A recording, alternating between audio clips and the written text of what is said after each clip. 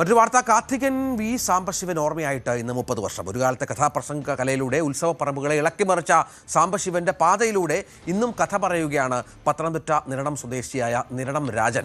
സാംബശിവനുമായി അടുത്ത ബന്ധം സൂക്ഷിച്ച വ്യക്തി കൂടിയാണ് കാർത്തികനായ നിരണം രാജൻ.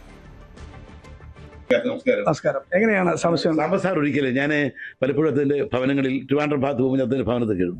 ഒത്തിരി ബഹുമാനിച്ചിരുന്ന അദ്ദേഹത്തെ ബഹുമാനിച്ചിരുന്ന എന്നെപ്പോലെ ലക്ഷം ജനങ്ങൾ എന്നോടും അദ്ദേഹത്തിന് വലിയ സ്നേഹമായിരുന്നു, സുഹൃത്ത് ബന്ധം ഉണ്ടായിരുന്നു. അപ്പോൾ അത് അദ്ദേഹം ഈ കഥാപ്രസംഗത്തിൽ നമ്മുടെ കഥാപ്രസംഗം കേട്ട അഭിപ്രായങ്ങളൊക്കെ പറയുമായിരുന്നു. പിന്നെ തീർച്ചയായിട്ടും എൻ്റെ പല കഥകൾ നേരിട്ട് കേൾക്കുവാൻ അവസരം ഉണ്ടായിട്ടില്ല. പക്ഷേ കഥകൾ ഞാൻ കേട്ടതിന് അയച്ചു കൊടുത്തിട്ട് അതിൻ്റെ അഭിപ്രായങ്ങൾ ഇന്ന ഭാഗം ശ്രദ്ധിക്കണം, അത് മനോഹരമായിരുന്നു. ഈ സാംബശിവന് കത്തയച്ചത്? അതെ, ഒരു കത്ത് ഞാനൊരു കത്തയച്ചു.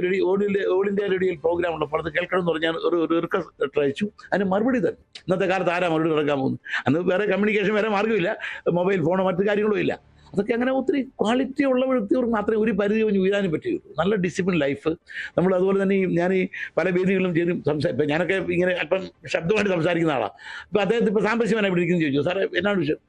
വിശേഷം സാർ, ഇന്ന് പ്രോഗ്രാം ഇന്ന് വീട്ടിൽ നിന്ന് ഇങ്ങനെ ഒരു ചെറിയ പ്രോഗ്രാം ഉണ്ട്, നാളെ ഇടിക്കും. നമ്മൾ പറഞ്ഞ് കേൾക്കത്തില്ല, അതിന് ശബ്ദം അത്രമാത്രം സൂക്ഷിക്കുന്ന ആളായിരുന്നു.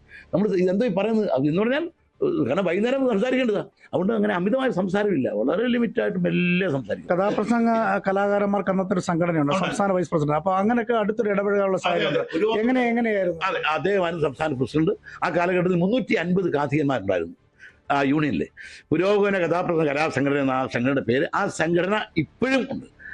സംസ്ഥാന പ്രസിഡന്റ് ബി ഹർഷകുമാറാണ്, ജനറൽ സെക്രട്ടറി ചിറക്കര സലീം കുമാറാണ്, ഞാൻ അതിന്റെ വൈസ് പ്രസിഡന്റാണ്. അത് ഭംഗിയായിട്ട് മുന്നോട്ട് പോകും. അദ്ദേഹത്തിന്റെ കാലത്തിന് ശേഷം കഥാപ്രസംഗം ഇല്ലാതായി എന്നൊരു രീതിയിലേക്ക് വന്നില്ല. ഇപ്പൊ വീണ്ടും തിരിച്ചു വരുന്നുണ്ടല്ലേ? ഇല്ലാതായി എന്ന് പറയാൻ പറ്റില്ല, പക്ഷെ അതിന്റെ പ്രൗഢി. മറ്റൊരു ഉത്സവം ഉണ്ടോ, ഒരു കഥാപ്രസംഗമുണ്ട്. അത് സാംബശിവൻ ഏതെങ്കിലും ഒരു കാർത്തികന്മാരുടെ അന്ന് നമുക്ക് നിർത്താൻ്റെ ആളുണ്ടായിരുന്നു. ഇപ്പോൾ കഥാപ്രസംഗം സാംബശിവൻ ആ മനുഷ്യനുള്ളത് കൊണ്ട് പല കാർത്തികന്മാർക്കും അവസരങ്ങൾ കിട്ടിയായിരുന്നു, വേദികൾ കിട്ടിയിരുന്നു. ഇപ്പം അങ്ങനെ തീർച്ചയായും കഥാപ്രസംഗ കല അതിൻ്റെ ഒരു നല്ല കാലം ഓർത്തെടുക്കുകയായിരുന്നു അദ്ദേഹം, നിരണം രാജൻ.